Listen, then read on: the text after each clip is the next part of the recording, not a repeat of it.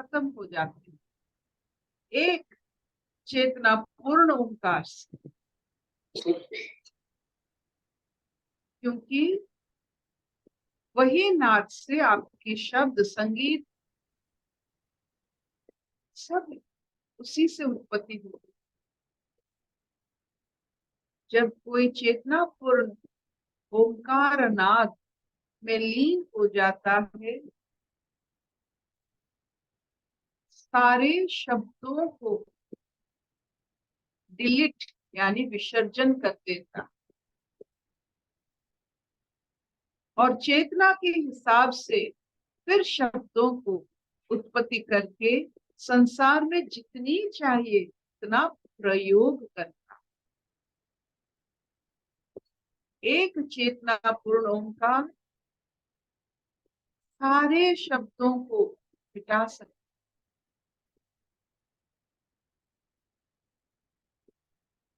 इसलिए ये ओंकार नाद बहुत सहज दिखता हो, लेकिन सहजता ही सबसे बड़ा चमत्कार होता है। जैसे आप सांस लेते हो, सांस छोड़ते हो, इतना सहज लगता, लेकिन वो तो चमत्कार ही है। जिस वजह से जीवन प्रकट होता है, जीवन शरीर में रह सकता है।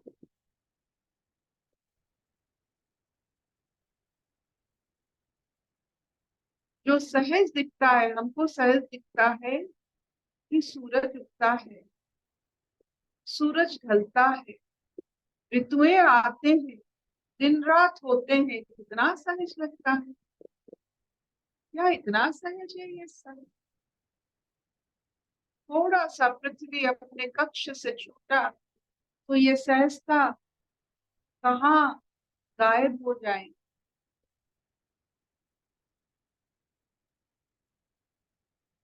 ये पृथ्वी का लगन,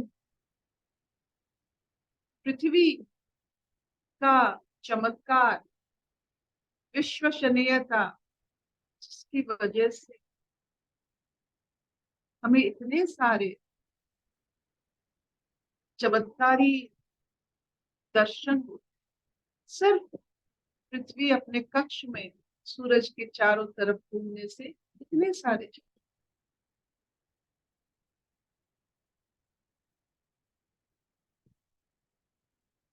तो सहजता में चमत्कार दर्शन करना ये एक दिव्य गुण होता है।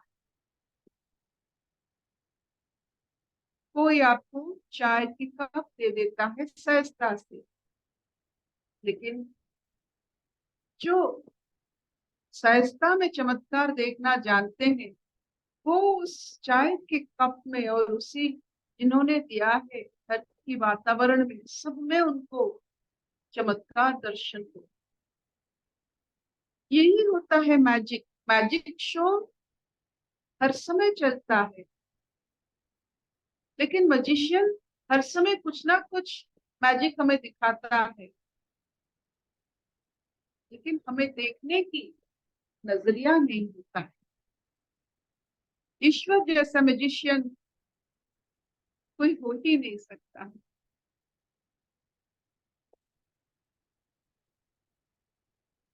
जो सहज आपको लगता है, आपका जीवन, आपका सवेरा शाम जो बहुत सहज लगता है, आप यूं ही ले लेते हो, ये तो होता रहता है। ये होता जो रहता है वही आपका दर्शन। जब आप इस सब चीज में ये दर्शन करने लगते हो, आप दार्शनिक बनते हो। आपका एहसास बहुत पूर्ण, गहरा और आनंददायक।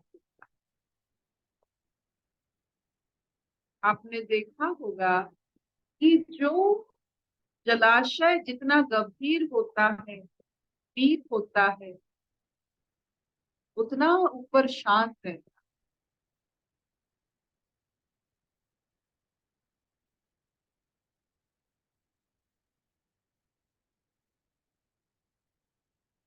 तो गहरा दर्शन आपको मिले, ओमकार नाद से आपकी हर शब्द विसर्जन हो और फिर नया शब्द निकले, जैसे हर शब्द नहा धोकर फिर तैयार हो गए। इसी भाव से फिर वैशाली जी से सांख्य योग की ओर चलते। अर्पिता, हम सांख्य योग का आज श्लोक नंबर 51 पढ़ते हैं। श्री भगवान उवाच कर्मजं बुद्धियुक्ता हि फलं त्यक्त्वा मनीषिणः जन्मबन्ध विनिर्मुक्तः पदं गच्छन्तनामयम्। कर्मजं बुद्धियुक्ता हि फलं त्यक्त्वा मनीषिणः जन्मबन्ध विनिर्मुक्तः पदं गच्छन्तनामयम्। क्योंकि समबुद्धि से युक्त ज्ञानी जन कर्मों से उत्पन्न होने वाले फल को त्याग कर जन्मरूप बंधन से मुक्त हो निर्विकार परम पद को प्राप्त हो जाते हैं। हरि।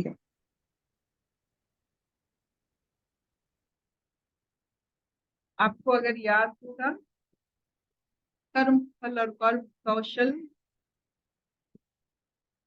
और मन में समन्वयता के बारे में थोड़ी बहुत कल चर्चा हुई थी।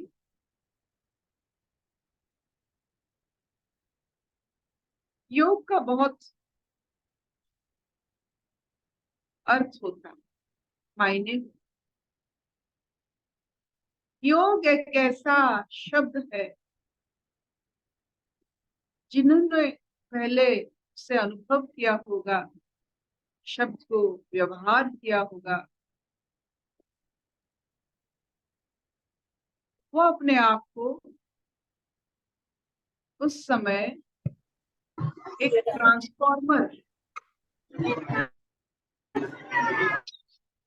ट्रांसफॉर्मेशन पावर जैसे, मतलब कोई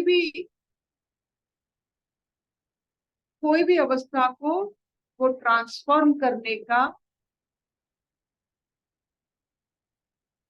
शक्ति उन्हें जरूर मिला।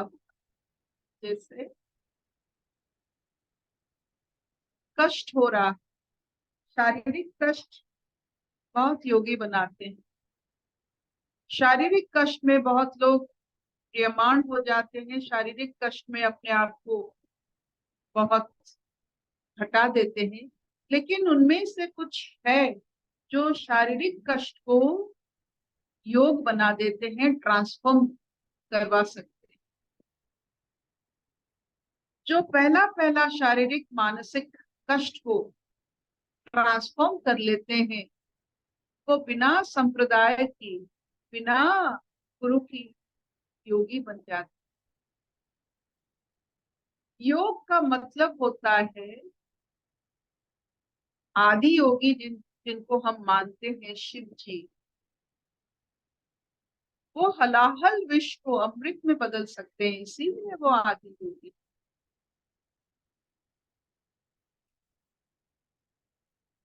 माँ का आंचल, माँ का प्यार, माँ का हंसी, माँ की दुलार, सारे संसार की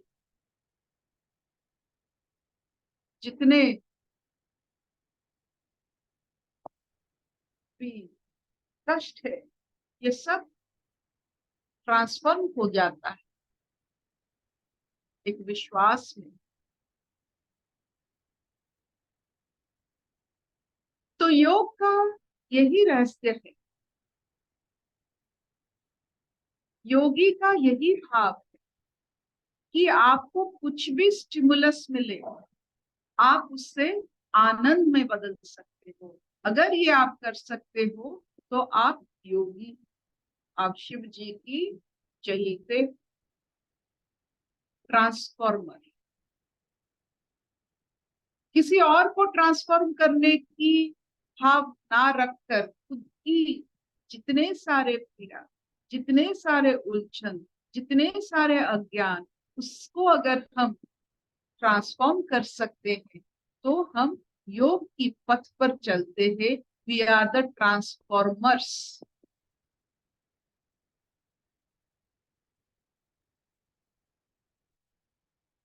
जल को देखिए, जब भी बहुत हो जाता है बाढ़ लाता है, लेकिन जब हम उससे ट्रांसफॉर्मर के जरिए छोड़ते हैं तो विद्युत शक्ति पैदा करता है।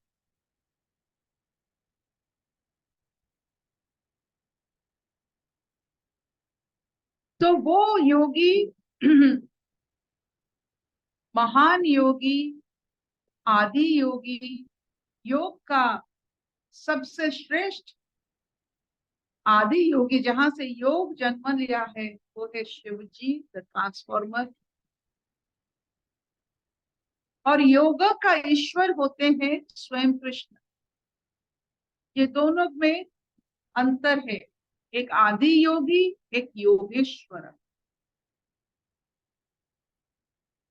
जहां से योग उत्पत्ति हुआ है वो शिव जी, और जो सबसे उससे व्यवहार किए हैं अपने जीवन में वो है योगेश्वर कृष्ण। किसी को संदेह है इसमें कि बचपन से लेकर अंत तक अगर किसी ने इस पृथ्वी में, इस धरा में ट्रांसफॉर्मेशन हर समय किए हैं, वो है स्वयं भगवान कृष्ण। बचपन से लेकर, चाहे वो जितने राक्षस राक्षसियों के साथ बचपन, फिर अपने मामा, अपने जो अपने होते हैं उनके साथ, फिर कुरुक्षेत्र तक, कितने ट्रांसफॉर्मेशन उन्होंने किया। कितने लोगों के जीवन में वो योग लाए। अब तक हमारे जीवन में भी उन्हीं की इतने, क्योंकि वो योगेश्वर है, उनकी बात करने से हमारे जीवन में भी ट्रांसफॉर्मेशन हो जाता है। योग चला आता है हमारे जीवन में, हम योगी बन जाते।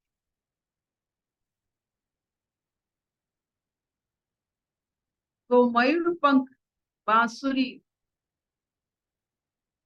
किरीट कुंडल पहनने वाले, संसार को भोग करने वाले, शारीरिक रूप से सम्मोहन करने वाले, सबको प्यार करने वाले ट्रांसफॉर्मर भी होते हैं। शिव जी को देखिए, वो शमशान में ट्रांसफॉर्म कर लेते हैं, ये संसार में ट्रांसफॉर्म करते हैं। दोनों शिव और हरिहर, इसीलिए हम कहते हैं कि हरिहर जहाँ मिलन होती है वहां सब शुभमय होता है। तो आज का जो ये श्लोक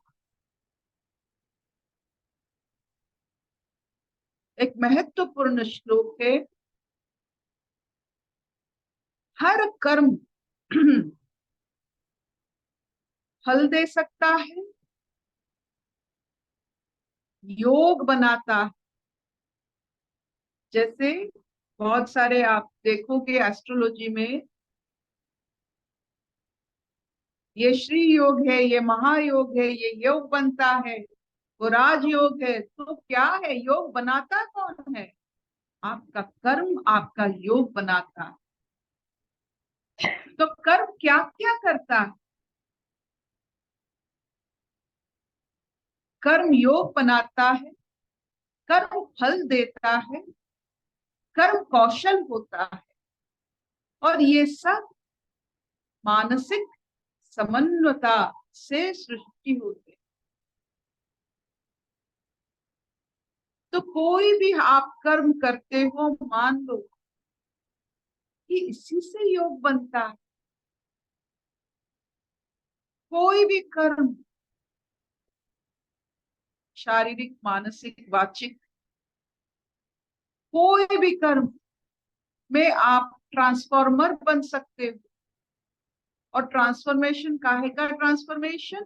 विश्व को अमृत बनाने का ट्रांसफॉर्मेशन, जिन्होंने, जो आदि योगी है वो बनाकर हमें दे चुके हैं।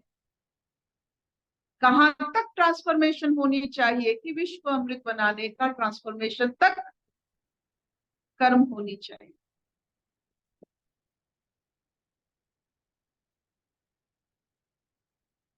क्या इतना चलेगा? Will this do?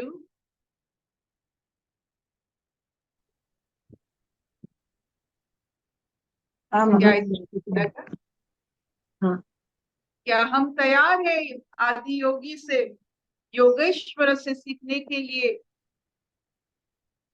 कि हमारा कर्म एक ही कर्म होता है,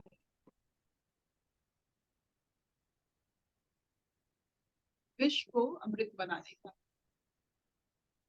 तब जाकर वो कर्म योग बनता है। और योग का बहुत सारे योग होते हैं, बहुत सारे योग होते हैं। और सबसे बड़ा होता है राजयोग, संसार के लिए। ये कर्म से बनता है। The more transforming you are, आप उतना राजयोग खूब करेंगे। जितने लोगों की पीड़ा, जितने लोगों की विष आप पिएंगे, उतना आप राजयोग प्राप्ति करेंगे। विष पीने वाले को ये पूरा जहां, ये पूरा ब्रह्मांड उसके सामने झुक जाता है। आदि योगी बना दे, शिव बना दे, नीलकंठ बना दे।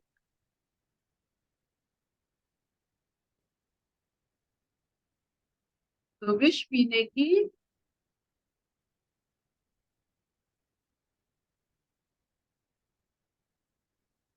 आदत तो नहीं कह सकते हैं। आपके सामने उदाहरण है शिव जी, आप उनसे ले सकते हैं। अगर शिव होकर वो विष पीने की इच्छा रखते हैं, तो हम है क्या? नहीं, हमें विष नहीं पीना है तो क्या करना है? क्या करना है? हमें ट्रांसफॉर्मर नहीं बनना है तो क्या करना है? भोग करना है।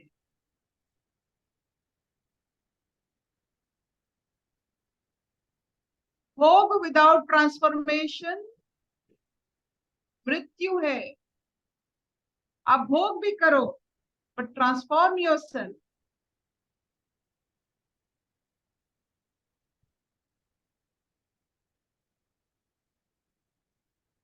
अशतो मा सद्गमय, तमसो मा ज्योतिर्गमय, मृत्युर्मा अमृतंगमय।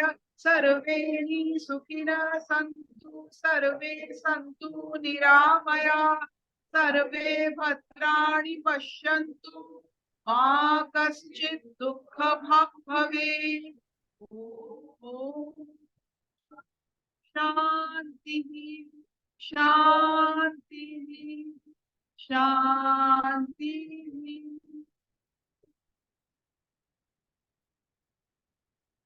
कोई प्रश्न? सुलेखा जी?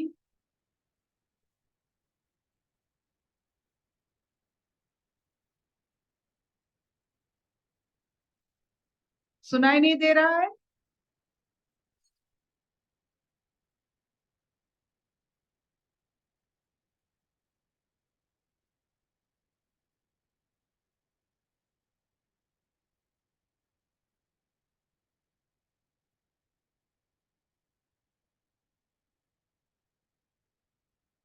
उनको सुनाई नहीं जा रहा है, वो ऐसे बता रहे हैं।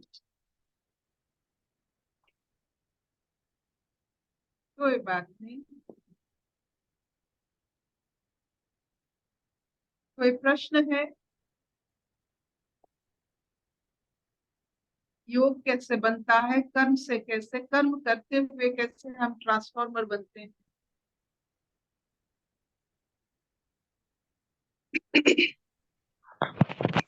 दीदी, ये विष धारण करना मतलब क्या होता है?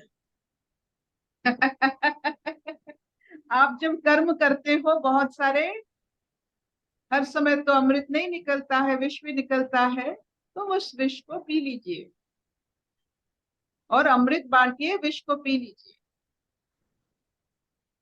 तो जो आपको खराब लगता है, जो आपको आपको अच्छा नहीं लगता है, उसको बड़े प्यार से उसे ले लेना, विष धारण होता है। जो आपको अच्छा नहीं लगता है, मतलब हमारा जीवन ऐसे होना चाहिए कि हमको जो जो जो कोई जो दे, हम उससे सिर्फ अमृत दें। आदि सभी में प्यार, हाँ, सभी में प्यारी हम लोगों को देखना है। नहीं नहीं, सभी में हम कुछ नहीं करना है। हम में सिर्फ हम ऐसे ट्रांसफर बनेंगे कि जो हमें कोई भी हमें कुछ भी देता है, लेकिन उसको हमें अमृत देना है। किसी में कुछ देखना नहीं है। आपका क्या समय इतना है कि दूसरों को देखते रहोगे?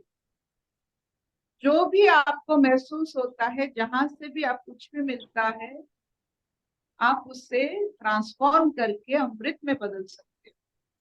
ये सबसे बड़ा योग है जो आदि योगी करते हैं। अर्पिता जी, अगर कोई कटु वचन बोलता है, हम प्यार से सुन लेते हैं, तो वो भी विष पीना हो गया? हाँ, बिल्कुल बिल्कुल अनिता जी। और सिर्फ विष पीना नहीं होता है, उसके बदले जब आप मीठी मुस्कान दे देते हो, वो आप योगी बन जाते हो उस समय।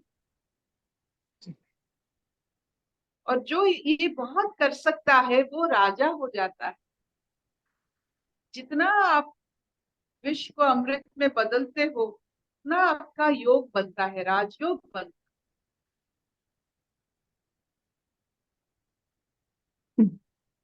राजयोग, राजा कौन होता है? जो ज्यादा विष पी सकता है। घर में कौन राजा होता है? जिन्होंने ज्यादा विष पिया है। विष पीकर जो अमृत बांटने वाले, उन्हीं को हम राजा कहते हैं।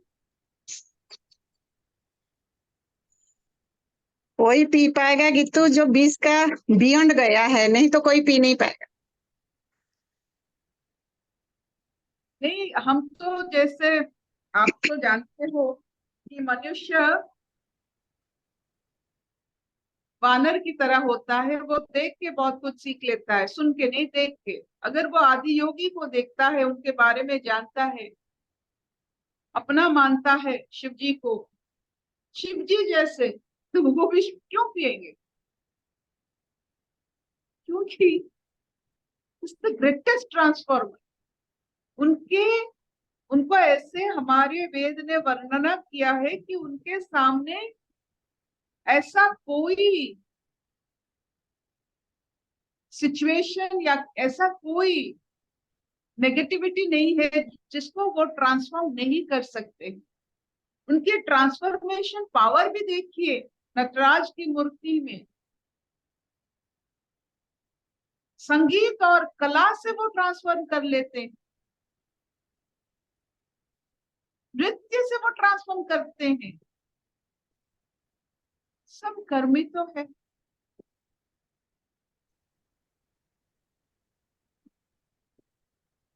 अर्पिता जी, विश का what is the meaning of wish? मतलब हम विश को कैसे समझे? विश की परिभाषा क्या है? विश की परिभाषा ये है, जो आपको दसता है, जो आपको दंसन जैसा महसूस होता है, वो आपके लिए विष है, हमारे लिए विष नहीं हो सकता है। आपको जिसमें जलन होती है, मरने की इच्छा होती है, मरने जैसा लगता है, ये सब विष है। जो आपको मायूसी लाते हैं, जो चीज में आपका जीवन का आनंद खत्म हो जाता है, वो सब विष है।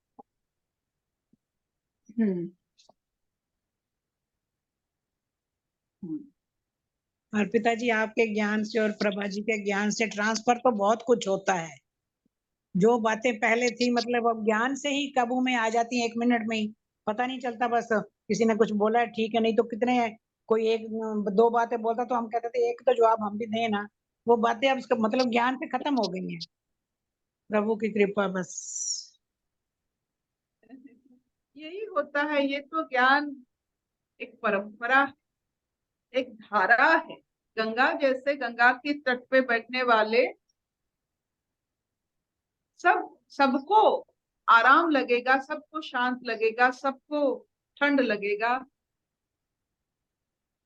तो ये जो परंपरा, ये धारा, हमारे मुनि ऋषि, हमारे चिंतन समुदाय ने इस धारा को प्लावित करते हैं।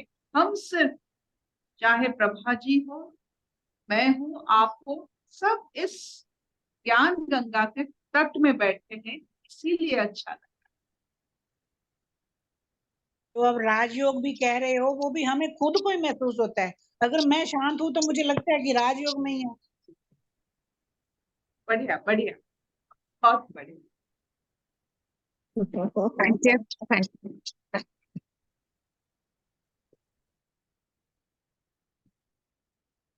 यू।